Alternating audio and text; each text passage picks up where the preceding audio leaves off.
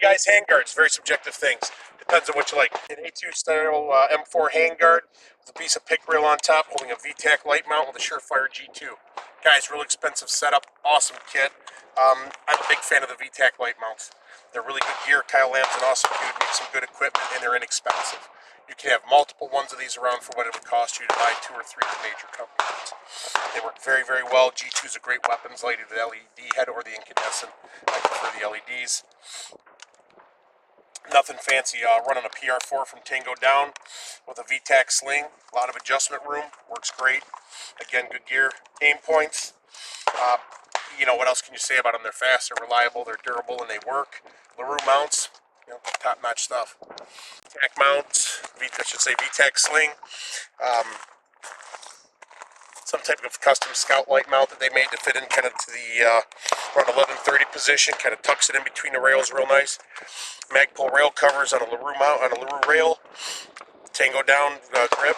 You know, just a good simple gun. It's the Noveski. Yeah.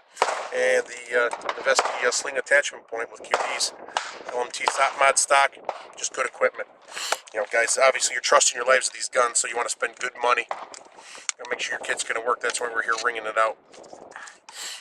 Another SBR gun with a Crank KX3. Creates a little bit more back pressure, helps the gun run more reliably. You are switching this out to a can, you're saying, Surefire can? Good deal. Nice thing about the KX3s are, guys, if you're stacked up, you're in a house, you're doing entries, you're doing building work, tubular objects, vehicles, airplanes and such, especially in team environments, if you're not running Active Ear Pro, which you probably should, or at least some of the active plugs, this directs a lot of the gases forward and a lot of the noise signature forward, so you're not blasting out your team guys. Really good kit. Troy rail. Yeah. Troy rail, again, QD mounts, VTAC padded sling, aim point T1 on the LaRue mount, Troy backup sights. If you notice, he's also running a Ready Mag, Blue Force Gear Ready Mod cutout with the Magpul bad lever. I'm a big fan of these. A lot of reasons being, one, on a house gun, it makes perfectly good sense to me to have, you know, 2 magazines. You seen the bad lever? Also, I like them on a patrol carbine as well. Guys, active shooter scenarios, whatever it may be. If you jump out of that car, you've got 60 rounds on board now. 60 rounds plus what's on your belt between, you know, spare magazines for your handgun. That should get you through just about anything that's out there. A lot of guys look at the bad lever as a faster way to load the gun. I look at it as a faster way to clear malfunctions. Gives you better control of that by allowing you to maintain, keep primary control of the weapon. With your primary firing hand, it allows you to use that. Right? We'll talk a little bit about some tack loading sequences with this for you here in a minute, because obviously I like to run them. Nice kit. Again, standard A2 set of handguards on there. Chunk of pick underneath with a Surefire LED G2. Great setup. Vortex flash hider. Cuts out a lot of the night flash. Some guys don't like them because you get this ringing, pinging noise when they're firing. Yeah, you get that tuning for ping in your Active Ear Pro.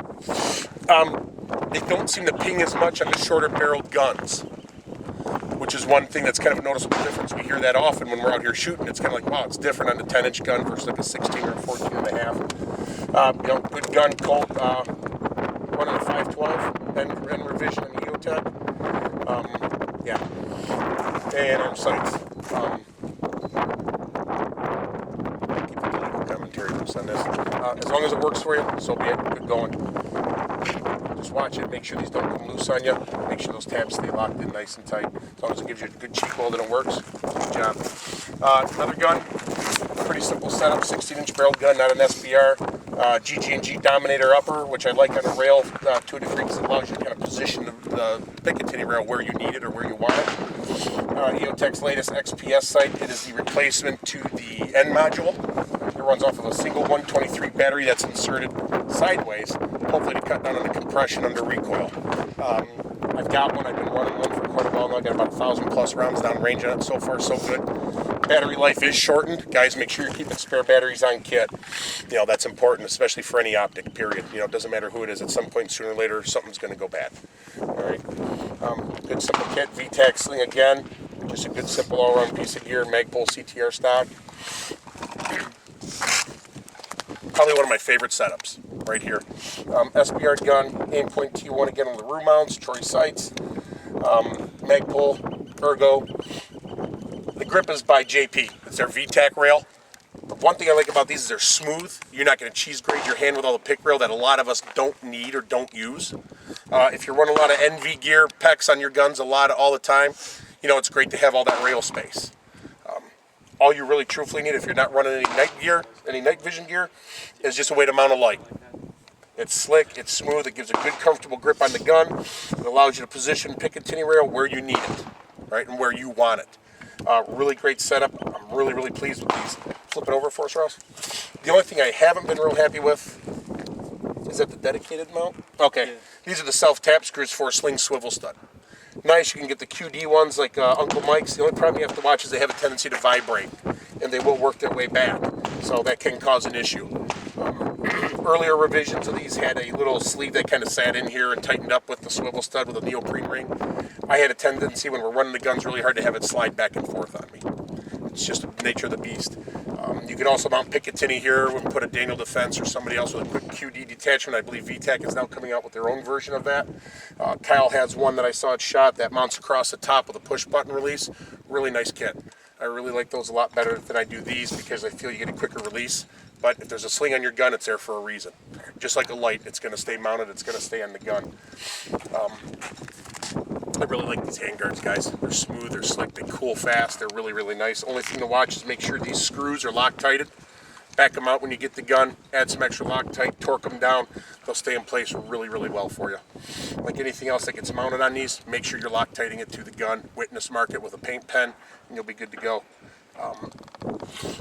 One other thing on gear real fast, guys. Charging handles. For years we ran Badger Ordnance PRIs. Really good kit. They've worked for us for a long, long time. BCM Veltor came out with their new charging handle. Guys, if you notice to the rear, it's solid. Okay, it doesn't have that area to spread and to start to bend and separate like a standard charging handle does so much. And they're a solid design. These things just take a beating. The nice thing about them is you can knife edge with them. You're not going to twist and torque on it. Crab claw it. Run it with one finger. Knife edge, and you're not really going to bend or offset that charging handle to the point where you're going to bend it. What he's got is an ambi variation, because he's a lefty. It's not his fault, he was born wrong. If you notice in the back, they're open. This starts to create a lot of tension and a lot of pressure here on that single little roll pin. There's been some attempts to modify them with a steel roll pin, make it a little bit more rigid. It seems to last, but after all the constant ripping and pulling, it creates force coming to the side. And you can usually tell, because what will happen is, you'll start to see a lot of silver wear marks where you're rubbing the finish. Not so much on this side, because he's a lefty, but you'll see it a lot more on this side, throw the crud and grit on his gun.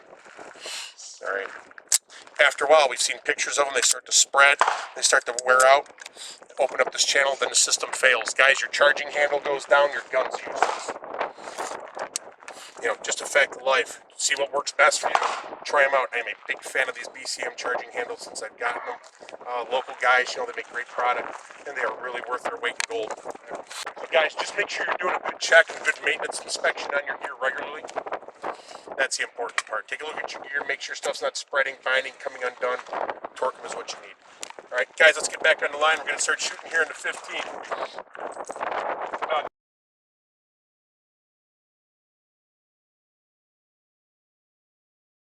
The guys and gals of GunWebsites.com encourage you to take a CCW class every year, practice at least once a month, and carry every day. Thanks for watching GunWebsites.com.